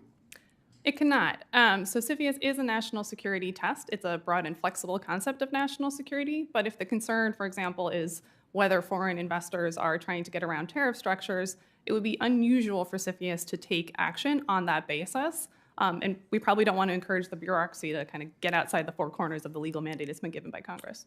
Yeah, I agree with that. I guess part of my question is whether that we think that the four corners legal mandate here is a little too narrow for what we're concerned about and what we're interested in. Mm-hmm. What do you think? I mean, if we wanted to empower our government to, ensure that we had things like sufficient native domestic production of steel, what do you think we maybe should do here? If you were sort of, legislator for a day and we wanted to further empower the Congress to protect, and I use that word intentionally, the domestic steel industry, what do you think we should be doing differently vis-a-vis transactions like this one? So if there was a desire to have authorities on more of a public interest test for our foreign investment reviews, certainly that would require additional legislation. That's a gap. If the policy objective is to protect those sorts of domestic industries apart from distinct national security concerns, we don't have a tool to do that today. So you would certainly want to consider whether there's a need for additional legal authorities, as well as considering the impacts more broadly on downstream industries and broadly across the economy for that sort of proposal. Great. I appreciate that. And maybe my office can follow up on some ideas on that front, because I do think it's important. And I know just on this point, just to pontificate a little bit, there's been some concern, some pushback on my view that you shouldn't be worried about Nippon Steel buying U.S. steel because Japan is an ally and Nippon Steel appears to be a very good company. I don't disagree with that. I think it's important to sort of point out that the Japanese are, it's a great country, great people, and they are an important ally. They also are fundamentally in the sphere of influence of China. You can imagine a scenario where domestic steel needs would fall by the wayside when you have an international company that owns those rights and owns those production mandates. So just because they're an ally, I think, doesn't mean we shouldn't be concerned about a foreign competitor buying up one of the most important industries, one of the most important companies for a very, very critical, not just national security, but full American interest company. So with that, I'll yield, and thanks to the chairman for giving me some time. Thank you, Senator Vance. Senator Cortez Masto from Nevada is recognized. Thank you. Thank you, Chairman. And I want to thank the Chairman and Ranking Member. Another incredible hearing today on an important topic. All three of you, thank you, giving us pause to question where we need to move forward and where the gaps are and what's working well. Let me, Mr. Jaffer, start with you because I couldn't agree more. We've got to start thinking we bring those jobs back here, we bring the manufacturing, the processing back here. Here's an area that, for me, and I'm from a mining state, the state of Nevada, and I've watched China as they have cornered the market on mining. And China currently controls about 90% of global rare earth mineral processing and rare earth magnet manufacturing. And that was not just by chance, right? Last month, China announced an export ban of rare earth extraction and separation technologies. Between this action and its recent export ban on other minerals like graphite, gallium, germanium, it's clear China is threatening to weaponize areas where it has dominance over critical supply chains. For the benefit of the public, if they're listening, there's not any rare earth mineral mining except maybe one place, and that's Nevada and California. So that's why Senator Mullen and I have legislation to strengthen the domestic rare earth magnet supply chain and bring that extraction, the processing, manufacturing these critical minerals back here to the U.S. I hope my colleagues join us in this legislation. But my question to you is, how should the U.S. be thinking about our own export controls in light of these moves? We've had conversation. What else have we not talked about today? Well, Senator Cortez Masto, I think it's critically important, the issue you raised, this idea of critical minerals, strategic metals, rare earths. The fact that we don't have access to those here in the United States, the fact that we could get access to it, but our own environmental laws, our own willingness to move our policies in the direction of making ourselves independent from China on those is part of the problem. And it's not just the actual minerals themselves. Even when those minerals come from abroad, we can't process them here because we don't have the capabilities. Our environmental laws and other laws make it hard for us to do that in the United States. We've got to incentivize businesses to engage in both mining, extraction, and processing here in the U.S. if we're going to free ourselves from this capability. And then going beyond that, I think that what we have to realize is that, to your point, this was not a mistake. This was not by accident that China ended up with a huge portion of the world's capabilities in processing and obtaining and extracting minerals. They are making these moves in a range of other industries as well, whether it's semiconductors, access to data, artificial intelligence, and the like, high-performance computing, accelerated computing. We need to recognize that China is strategic. They have a 20, 30, 50, 100-year view of the world. We operate, what makes us so innovative is we operate on a every month, every year, every quarter view of the world, and that makes us rapid and innovative. At the same time, we have to recognize that we are contending with an adversary that has a generational view of the problem. We need to take a generational approach. That means working closely with our allies. It's onshoring and ally shoring, and recognizing that our allies have a choice to make.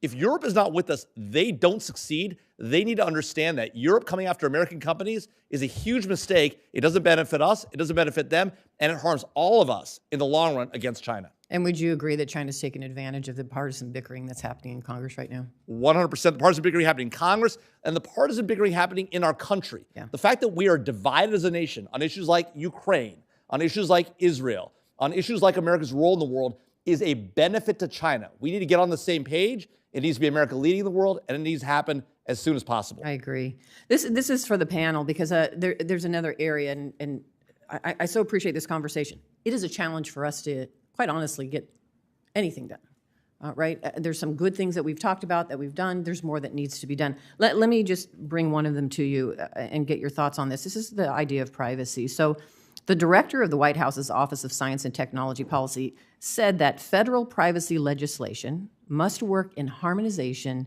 with Congress's forthcoming legislation to create guardrails on artificial intelligence development. We are having this conversation about AI. I absolutely agree we need guardrails, we need to figure this out, but there is an idea that we also have to address privacy security. Now, I have legislation that I have introduced 4 years ago. There's legislation out there my colleagues have introduced on privacy and security. Has not passed. We have not moved forward. As we've watched some states do it, we've watched European Union. So I guess my question to all of you is how important is it for us not just to address the AI and the challenges we're facing there, but also address this idea about privacy and privacy data and security? Would you agree that they need to be harmonized? Absolutely. Oh, sorry, go ahead. No, go ahead. It's such a huge national security risk. As you think about the future that our children are growing up in and the lives that they're living online, and the fact that that is data that can be scooped up and sold to the highest bidder, it's terrifying. It's not in the public interest. It should be a high priority for Congress. Mm-hmm. I think there's a real call to do something on privacy. I think the challenge is we need to avoid making the mistakes the Europeans made. They passed comprehensive privacy legislation. Everyone says we're behind Europe, but the reality is that our innovation system functions because we're not passing the kind of overweening, over-regulatory laws that the Europeans are doing. In their privacy laws, they made it harder to achieve noble and novel cybersecurity initiatives as well. So we got to make sure we act, cognizant of the implications some of these laws might have. It is a problem that we have various states doing this. We're going to need federal comprehensive legislation. The question is, what does it look like, and what does it need to do, and what national security interests do we need to account for in that, including our ability to collect foreign intelligence in the United States, an issue which is now before the House and the Senate, expiring here in April. Critical legislation we need to pass and get back into law. Yeah, privacy is a core democratic value. It is the bedrock of freedom of expression and assembly. It's a travesty that we don't have federal privacy legislation, and it exposes us to other data security risks with some of these Chinese ICTS platforms that are exacerbated by our lack of a baseline protection of individual data. I would also add in the AI conversation, there are technologies that are in development that would actually allow us to help preserve some of that privacy. I'm talking about privacy-preserving AI, privacy-enhancing technologies, where with AI, the issue is that the best AI models are trained on massive, massive amounts of data. And that's inherently, when it's personal data, a potential privacy violation. But there are technologies in development that would allow us to train these models without compromising the privacy of individual data. And I think we need robust investment in the advancement of those capabilities as well. Thank you. Thank you, Mr. Chairman. Thanks, Senator Cortez. Senator Britt of Alabama is recognized. Thank you, Mr. Chairman. Thank you to all of our witnesses for being here today. Mr. Jaffer, as a former staffer to a former staffer, welcome. We continue to be reminded of the national security and economic implications of the Chinese Communist Party and the threat that they pose both to our country and to our future. Time and time again, the CCP has shown that they are not willing to play by the rules that govern international commerce. They have aided and abetted Iran evading U.S. sanctions and are actively stealing U.S. technology and intellectual property across whole sectors of our economy, from artificial intelligence to computing to robotics to biology and beyond. In fact, the FBI's economic espionage caseload related to China has increased approximately 1,300% over the last decade. Today, on average, a China-related counterintelligence investigation is opened every 10 hours.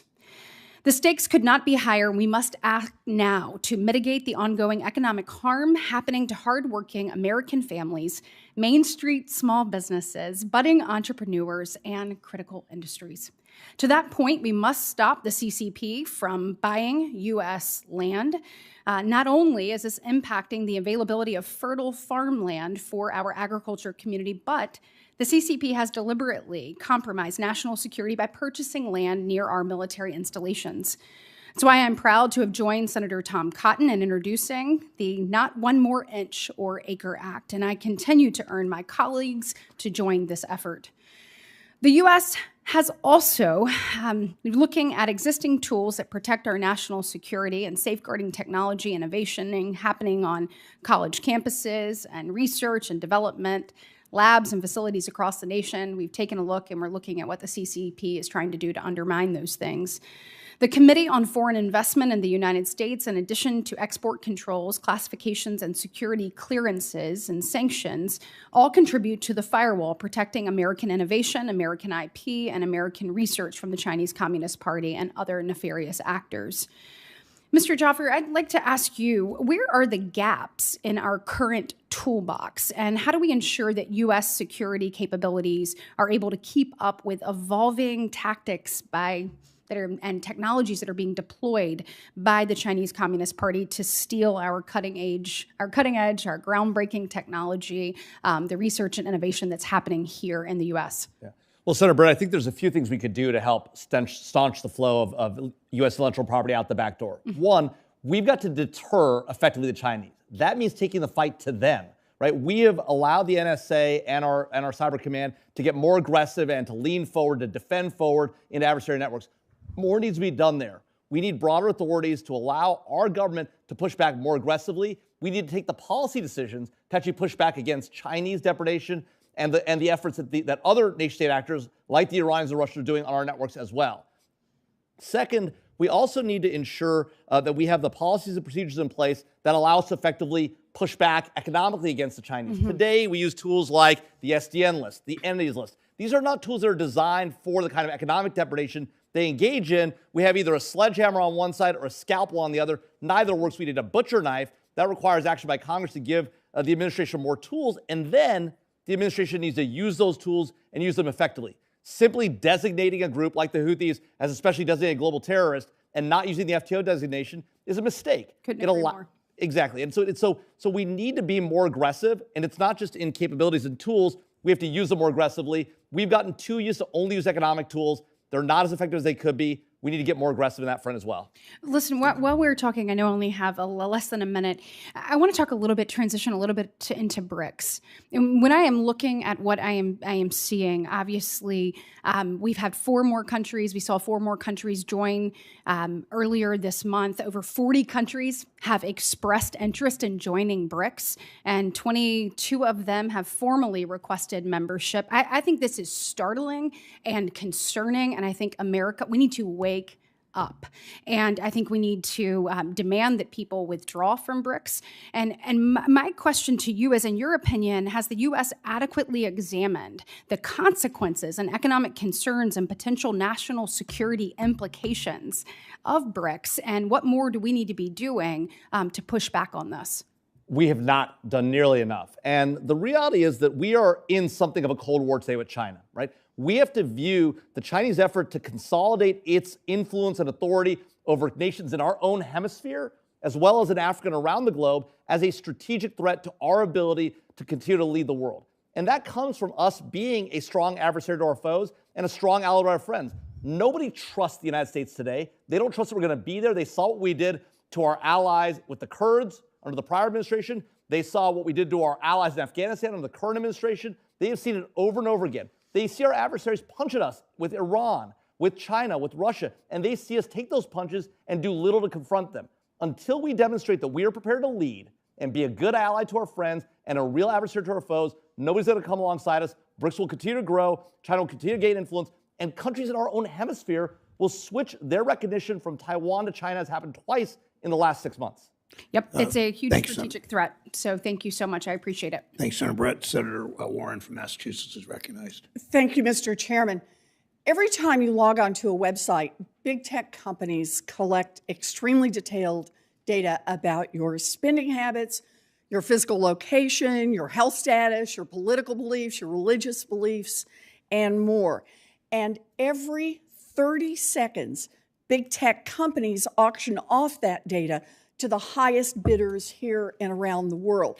Now, Americans' data are broadcast in this way 107 trillion times. That's trillion with a T every year. This doesn't just pose a risk to Americans' privacy, it also poses a risk to our national security. Reports have found that some buyers of our data build huge dossiers of extremely personal information about U.S. government officials and military service members. They then turn around and sell that information to companies in China and Russia, where the Chinese and Russian governments can access it without our even knowing anything about it. Ms. Kilcrease, you've spent years in government service working on issues like data security policy. So when China or another foreign government gets their hands on our data, what can they do with it? Well, nothing good comes out of that situation, Senator Warner, so thank you for the question. There's a range of national security risks that can arise from the unfettered transfer of that sort of information on U.S. citizens.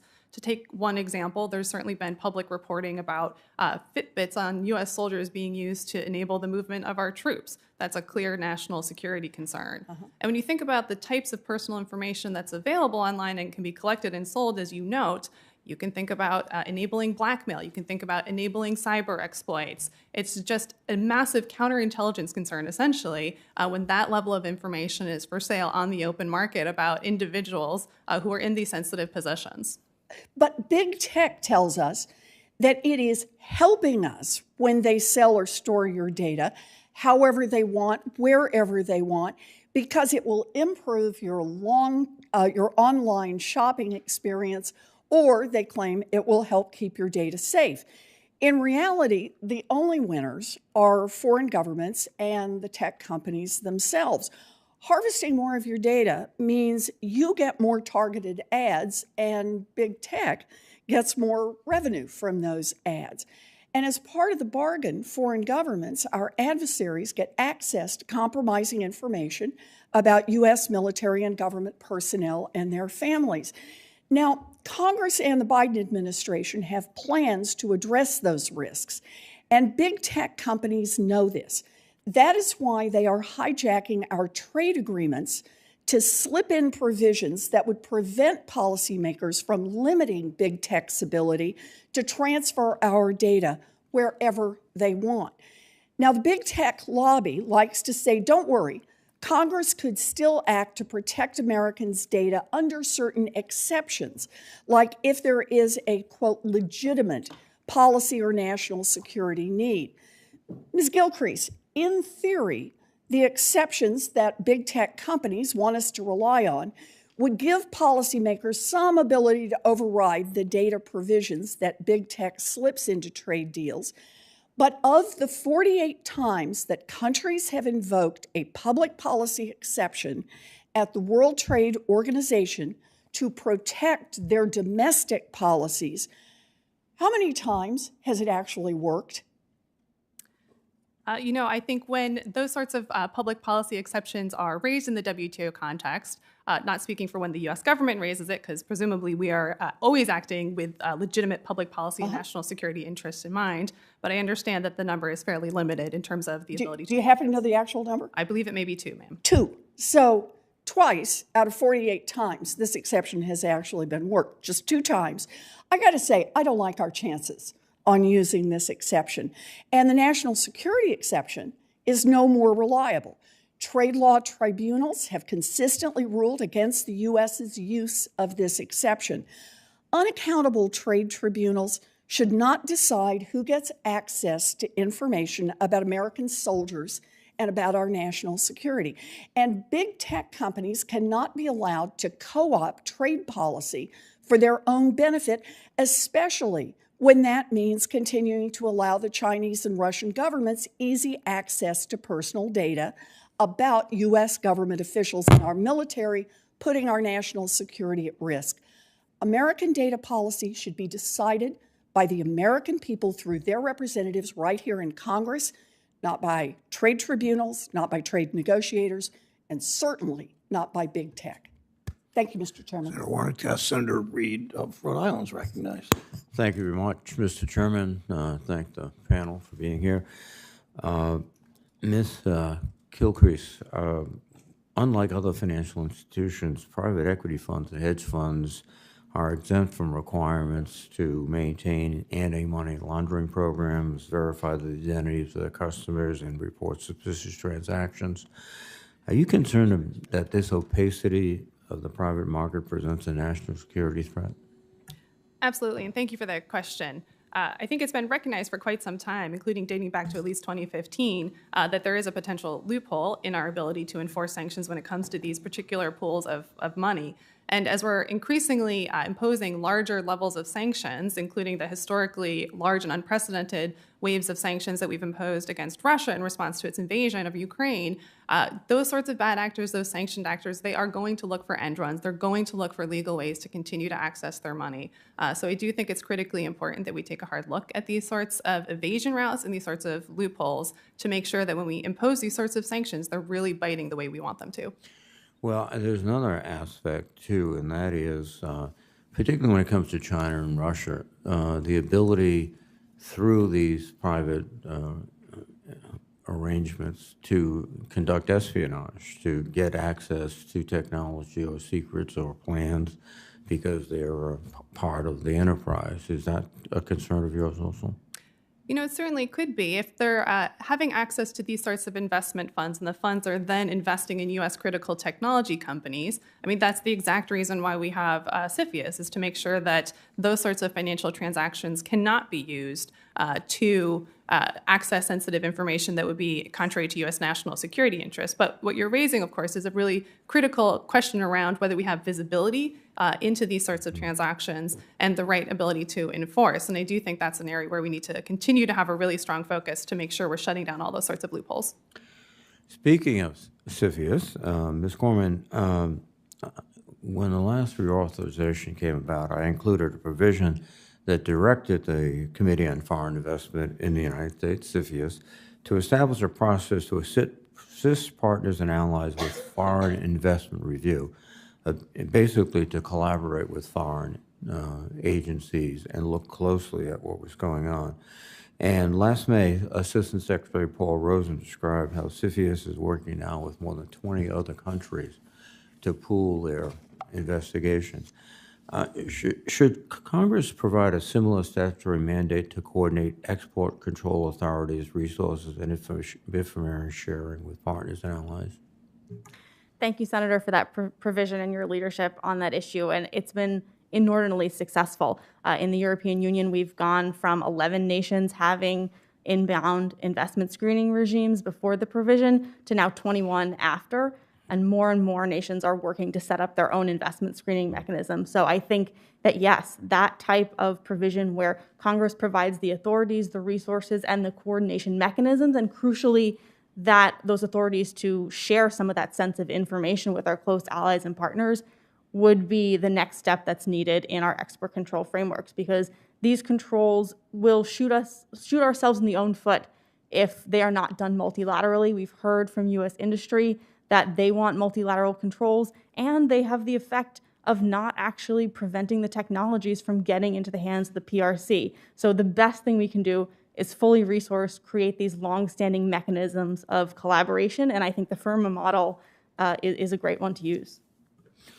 Finally, Ms. Kilcrease, we were all very excited after being shocked by the Russian invasion of Crimea, not Crimea, but Ukraine, when it appeared that our export controls and other sanctions were having a tremendous effect on the Russian economy.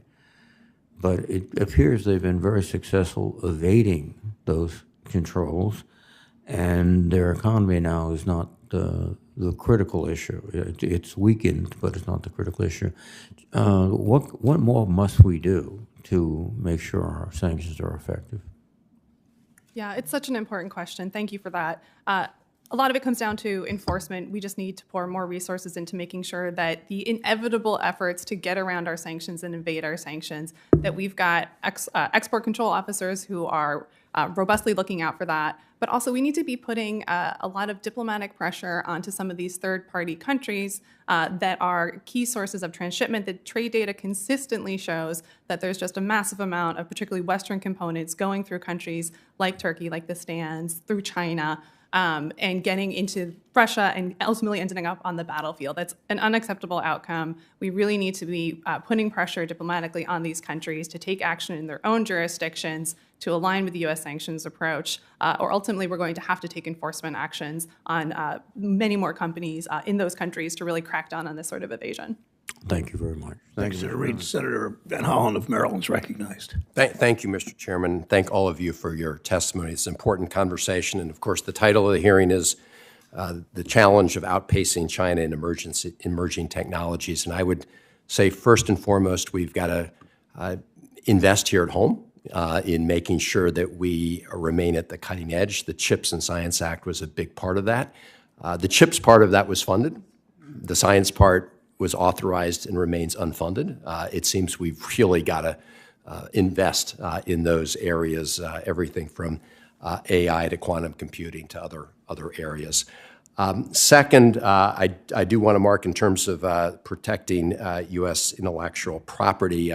Ben Sass, former senator, and I teamed up. We introduced and we passed legislation entitled Protecting American Intellectual Property Act, which does give the executive branch more tools to help companies who are victims of intellectual property theft by China or anybody else.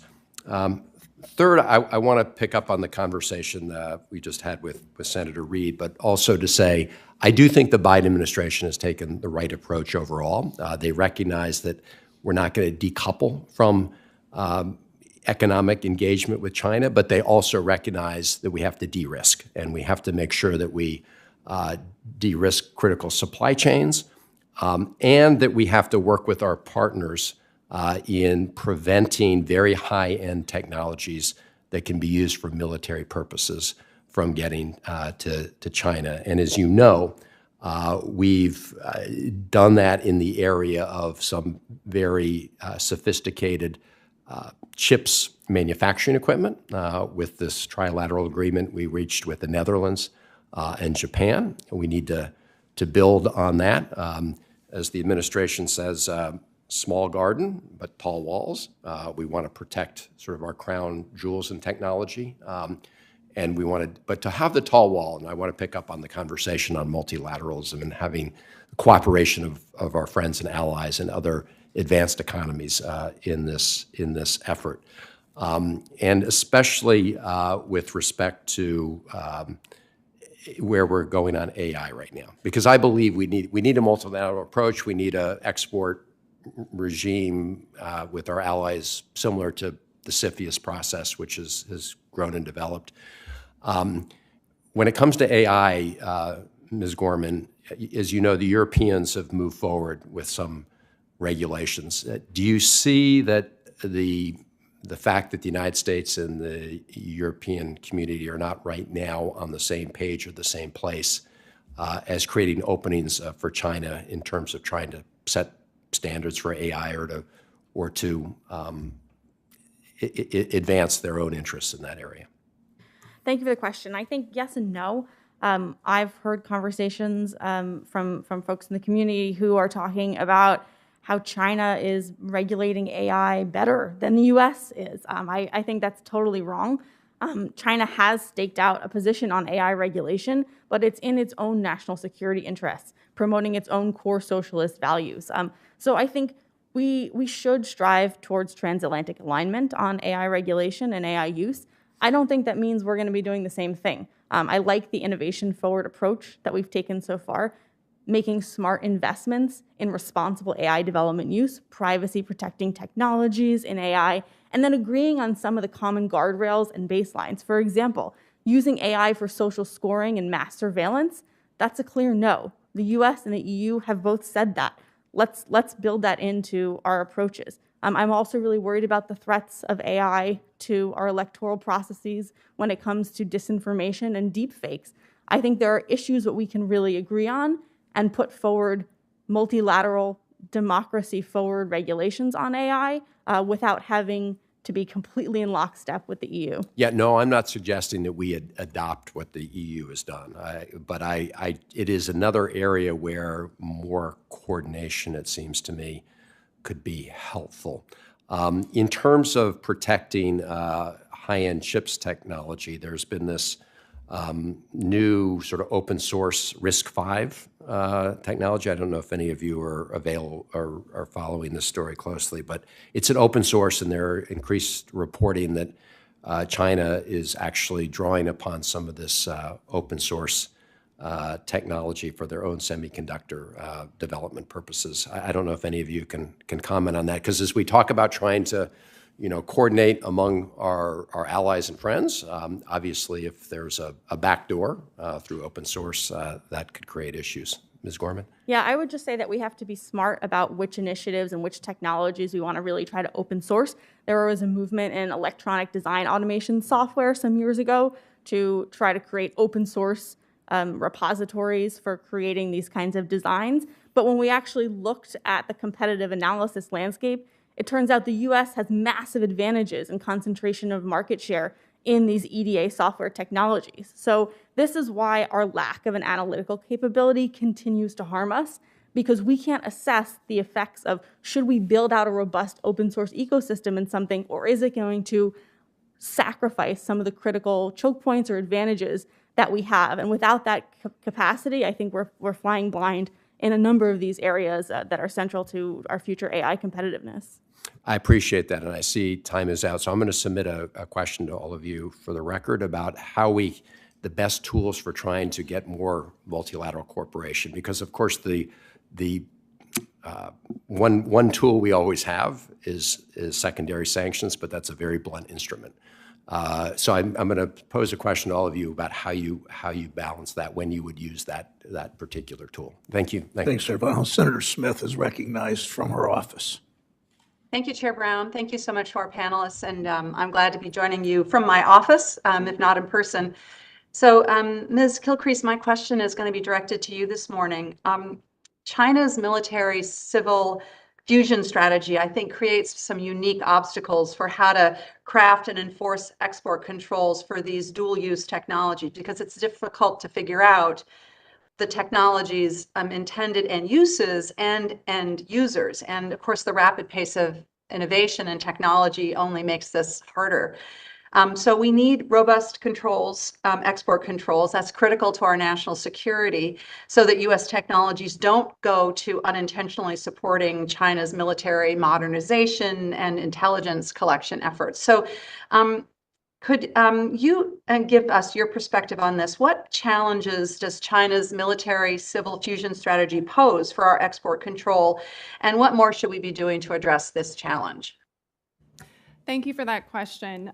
Historically, our export controls try to make distinctions between technology exports that would be for civilian purposes and those that would be used for military purposes. I think we are increasingly realizing that you can't make those sorts of clear distinctions, and you can't enforce those distinctions when it comes to the Chinese economy based on the structure of their economy and their clearly stated military civil fusion policies. And so what you've seen in recent years, most notably in the October 7th export controls in 2022 released by the Biden administration, was a response to that, where instead of trying to make these sorts of distinctions, we instead drew a line in the sand. And we said technology that exceeds these technical thresholds is a de facto national security risk if it goes to China, regardless of whether the stated intent is for military purposes or for civilian purposes, because we just can't tell the difference anymore. And I think that is generally the direction of travel that we need to consider when it comes to technology exports to China. We should not rely on an ability to have full visibility into and be able to enforce in that very difficult context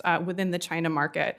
I think that certainly applies for the export control conversation. It certainly applies when we're talking about the investment security tools as well. We just have to be very clear-eyed that we're going to have to take these countrywide approaches to imposing controls on these technologies that have such clear relevance for our national security interests. And do you think that that step is sufficient, or is that more? What more should we be looking at? I think it's a good start, but that countrywide approach really, it's limited right now to the controls that we implemented with respect to chips, AI, and supercomputing. There's a lot more that we can do. There's many more sectors where we should be looking at whether the control lists are fully adopting that sort of countrywide approach in some of the sectors that China itself has identified as a priority for them to develop and dominate in the global marketplace moving forward. So we really need to invest and have a keen focus on that continual process of updating the control list, particularly in emerging technology areas, to make sure that they are not stuck in the Cold War era, but are really keeping peace today. And then consistent with the themes we've all been talking about, do we have the analytic capability to understand, as we roll out these new and innovative sorts of controls, are they working? Are they slowing Chinese indigenous capabilities in the way that we want them to? And thank you for that. And following up on that, and also I think a bit on what Senator Van Hollen was asking about, in addition to sort of taking this approach with our export controls, what more should we be doing to encourage our allies around the world to sort of operate in the same way? I mean, if we, for example, borrow a U.S. firm from exporting technology to China, but they can get the same thing from somebody else, we haven't accomplished that much. Exactly. It absolutely needs to be a multilateral approach, and there's a lot more the U.S. could be doing. We currently coordinate controls with key partners under the multilateral export control regime process, but there are some serious questions about whether that's sufficient or fit for purpose. We need to be thinking about how to enhance strategic alignment with our allies, who we don't always agree with, on how to address the China threat. So that's priority number one. Have we convinced them, and have we provided the analytic and intelligence arguments to our allies to convince them that they also need to be taking this sort of countrywide, broad approach to controls? And then from there, we need to be going to our partners and allies on a regular basis with a focus on the key producer nations in these key technology areas and saying, this is what the U.S. thinks we ought to control. Will you come with us? Ultimately, I think ideally, what we would like to see is a new export control regime that really allows for a focus on strategic trade controls and the strategic competition with China. There's a lot of skepticism in our key partner countries right now on that idea. So we also need to be thinking about interim steps that we can take to strengthen alignment. But ultimately, that goal should be a new formalized regime process that really allows us to do this in lockstep with partners and allies on a regular basis. That's great. Okay. Thank you so much, Mr. Chair. Thanks, Senator Smith. Senator Warnock of Georgia is recognized. Thank you so much, Chair Brown, for this important hearing on our national security and outpacing China. Last year, the Congress passed the CHIPS and Science Act. It's a piece of legislation I was glad to support and champion. It spurs research in several critical technologies, including quantum computing, AI, cyber infrastructure, and more in our effort to make sure that we remain competitive with China and, in fact, have the competitive edge. Georgia, I'm very proud to say, has been leading the country in our efforts to stay globally competitive using research and development funding from the CHIPS and Science Act to pursue cutting-edge research in healthcare, agriculture, cybersecurity, and beyond. Chips are in everything. And for the fiscal year 2024, in spite of our passing this legislation in which the CHIPS and Science Act authorizes over $26 billion in domestic research investments, and one could make an argument that we should have done more. In fact, the draft appropriations bills only include about 3/4 of that amount. So there's a disconnect between the seriousness of this issue, the importance of us passing that legislation, and where we are right now in terms of appropriations. Ms. Gorman, as China continues to significantly expand its investments in research and development, do you agree that supporting domestic research is a matter of national security? I do 100%, and I think it's one of the top priorities that we should have. The CHIPS and Science Act, which was a historic bipartisan win, reversed decades of underfunding in our research and development enterprises that have put the United States atop the world, a global leader in many of these exact areas you're talking about, AI, quantum information. We can't risk having those advantages fall by the wayside, especially when the PRC is moving ahead and trying to become the global leader and outrun us. These investments are critical, and it shouldn't just be a one-time deal. We've called for a process whereby every year, every 2 years, maybe every 4 years, we reevaluate what are the key technology areas we need to win the competition in, are we resourced for it, and how do we leverage the whole of the American population, all regions, through innovation hubs and tech hubs towards those goals. This is, I think, almost no higher priority. Well, I agree, and the tech hubs is an important provision in that legislation that I've certainly supported. But we hear this argument or this differentiation between defense and non-defense in terms of appropriations. And if I'm hearing you correctly, you would agree that investments in agencies like the National Science Foundation and the Department of Energy are critical to our national security, and that the distinction is worse than an academic distinction. It's terribly unhelpful. Completely. They're critical to our future competitiveness, which is at the heart of the strategic competition, which is a national security competition with the PRC. We can no longer think only in terms of hard power, especially when the PRC is playing on so many other playing fields. They are weaponizing their economy to coerce businesses, to give them technology. They are coercing individuals to silence them on critical issues that the PRC doesn't want to hear about. This is a full society competition. And so limiting ourselves only to this traditional notion of military hard power misses a huge swath of the competition space. Sure. They don't respect these silos in terms of appropriations. Now, in addition to this, it seems to me that we also need researchers and students from all across the country to bring these scientific innovations to life. We need all of our brain power. And that's why I authored a provision in CHIPS and Science to increase research capacity at HBCUs, historically black colleges and universities, and also minority-serving institutions. Supporting these institutions is not simply about equity and diversity. It, too, I would argue, is about national security. If we're going to effectively compete with China, we must find and nurture the finest minds in our country.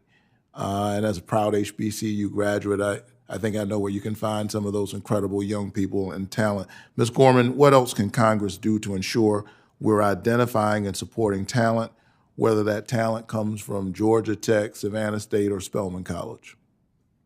I completely agree. This is a tough competition. We need the best and the brightest from everywhere across the country. I think what Congress can do going forward is replicate some of the initiatives that were in the CHIPS and Science Act for other critical technology areas.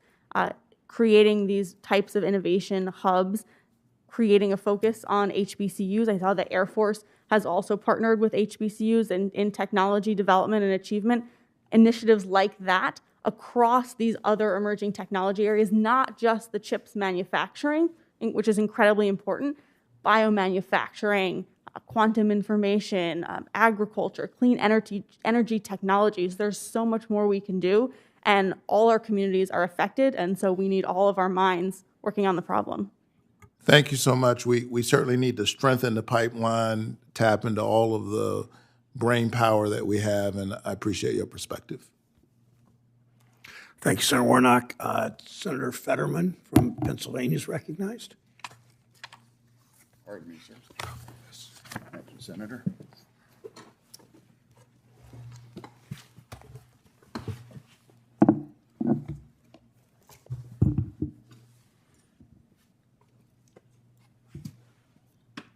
Thank you, Mr. Chairman. Hi, thank you. It's great to always talk about the experts. And my first question is to anyone on the panel. You know, everyone recognizes the danger of IP theft. And China is a well-known history of stealing our intellectual property. Do we agree? Almost like, you know, the one copy kind of county. We need to block China from stealing or using our IP to develop and weaponized artificial intelligence. Can anyone on the panel describe the gaps that allow China to steal IP, and how can we cover those gaps? Sure. Senator Fetterman, a couple of thoughts. One, you know, the Chinese have engaged in a decades-long effort to steal intellectual property out of American computer systems and the like. Millions of dollars a year, billions of dollars in total. General Alexander, the former director of the NSA, called it the greatest transfer of wealth in human history. So we've got to push back. We've got to deter both at a government level and an industry level. Today, private industry is not capable of defending itself. It simply doesn't have the capacity or knowledge and know-how that the government has. So we've got to partner tightly between industry and government. And then second, we've got to really incentivize our cybersecurity defenders and our companies to really protect their own intellectual property. They have every incentive today. We can put more money and more effort into that by giving them tax incentives and the like to better defend their systems. Anyone else on that?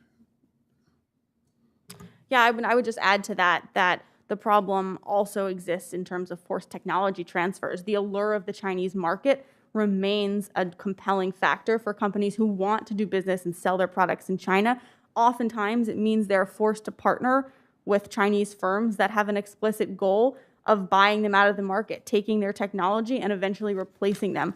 I think the sort of short-term capitalism that drives our system is a strategic vulnerability here. We're not necessarily looking to our long-term competitiveness when we're so focused on quarterly earnings and quarterly turnovers. I mean, well, this is a hearing. Really, the title is National Security and Our Challenges and Emerging Technology.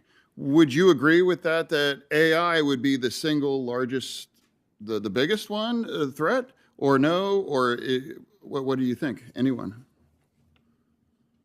You know, I think we need to have a holistic approach when we're thinking about the technology competition with China, simply because they are as well, right? They're trying to prioritize investments and leadership and domination in a range of sectors. AI, of course, is a really important one. I'm just as worried, candidly, about growing market share of China in legacy chip production. That raises a whole host of additional national security risks that we haven't even scratched the surface on in terms of appropriate policy responses.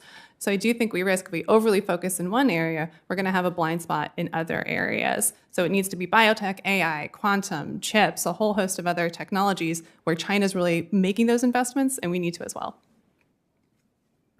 I like it. Any others? I really like this, where this is going. Any other? Yeah, I would add, it's not only the AI threats that that are in the popular zeitgeist of these kind of doomer scenarios and those AI risks, but I would like to see us focus more on how is China applying AI to all these sectors that they've said that they want to lead in.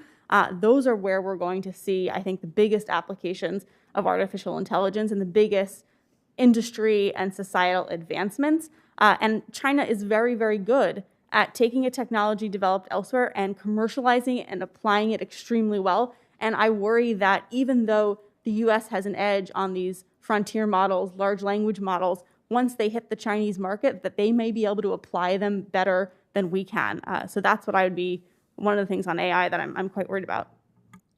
I also worry, Senator Fetterman, that we not overregulate the space, right? If we want to maintain the innovation here in the United States, we want to ensure that we continue to lead on frontier models, putting limitations on how those can be utilized and how they might be employed are going to be problematic for further investment and further development of those models. So the right way to approach this, I think, is to encourage and advocate within our industry to ensure that there's trust, safety, and security baked into our models, that we're auditing them, that we're thinking about how they're being utilized, that we're deploying them and testing them before we put them out in the world. At the same time, artificially limiting them by measuring how much computing power they use or how many elements they process, I think could be a mistake and allow China to get the edge. We don't want to allow that to happen. We want to make sure that investment in that capability stays here in the United States.